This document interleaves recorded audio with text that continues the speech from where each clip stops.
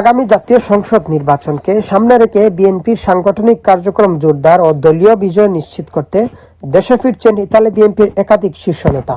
ইতালির আন্তর্জাতিক বিমানবন্দর লিওনার্দো দা ভিঞ্চি মিশনে থেকে বাংলাদেশ বিমানের একটি ফ্লাইটে ইতালি বিএনপির সাবেক যুগ্ম সাধারণ সম্পাদক ও রোম মহানগর বিএনপির সাবেক সাধারণ সম্পাদক কাজী আবুল বাশার এবং ফিরেন্স বিএনপির সাবেক সভাপতি ও জিয়া প্রজন্ম দলের কেন্দ্রীয় কমিটির সভাপতি জাহাঙ্গীর আলম এবং ইতালি যুব দলের সিনিয়র যুগ্ম সাধারণ সম্পাদক জাহাঙ্গীর আলম বাংলাদেশ উদ্দেশ্যে রওনা হন।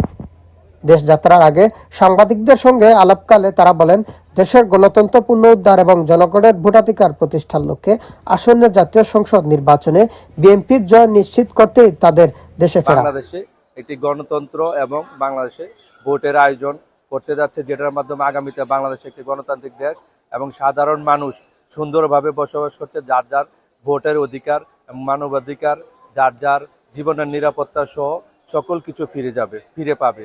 এবং আমরা যেহেতু আমি বিএনপির একজন কর্মী, সেই হিসাবে আমি দীর্ঘ 17 বছর বিভিন্ন উৎকণ্ঠার মধ্যে কাটিয়েছি। এখন আমরা আগামীর যে নির্বাচন, সেই নির্বাচনে আমি আমাদের নেতা জনাব তারেক রহমানের যে সবার আগে বাংলাদেশ করব কাজ গর্ব দেশ, সেই উপলক্ষে এবং ধানের শীষকে জয়যুক্ত করার লক্ষ্যে ধানের শীষে ভোট দেওয়ার জন্য আমি প্রবাস থেকে দীর্ঘ 17 বছর পরে আমি বাংলাদেশে যাচ্ছি। গত 17 বছর আমরা বিদেশি তথা বাংলাদেশের মানুষ ভোটের অধিকার থেকে বঞ্চিত হয়েছে, কিন্তু আমরা সবাই ঐক্যবদ্ধভাবে ফ্যাসিস্ট সরকারকে হটিয়ে এখন ভোটের অধিকার ফিরিয়ে পেয়েছি।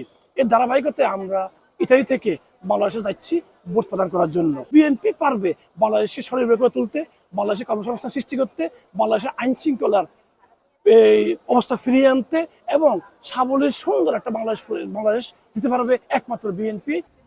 প্রবাসে অবস্থান করেও দীর্ঘদিন ধরে তারা দলীয় কর্মকাণ্ডে সক্রিয় ছিলেন উল্লেখ করে তারা বলেন, দেশের এই গুরুত্বপূর্ণ সময়ে সরাসরি মাঠে থেকে দায়িত্ব পালন করাই তাদের মূল লক্ষ্য। স্বৈরশাসক আমলে দেশের মানুষ ভোটের অধিকার থেকে হরণ হয়েছিল, সেই প্রেক্ষাপট ধরে আজকে অনেক বছর 17 বছর পর আমাদের প্রবাস হতে সারা বাংলাদেশের মানুষ ভোটের অধিকার ফিরে পেয়েছে। এ সময় তাদের বিদায় জানাতে বিমানবন্দরে উপস্থিত ছিলেন ফিরেন্স বিএনপির সাবেক সহসভাপতি ও ইতালি যুবদলের সহসভাপতি জয়নাল রহমান সোহেল, রোম মহানগর বিএনপির সাবেক যুগ্ম সাধারণ সম্পাদক আব্দুল কাইয়ুম, ইতালি যুবদলের সাধারণ সম্পাদক ওমর ফারুক সহ আরো অনেকেই। ইতালি থেকে মিনাজ হোসেন,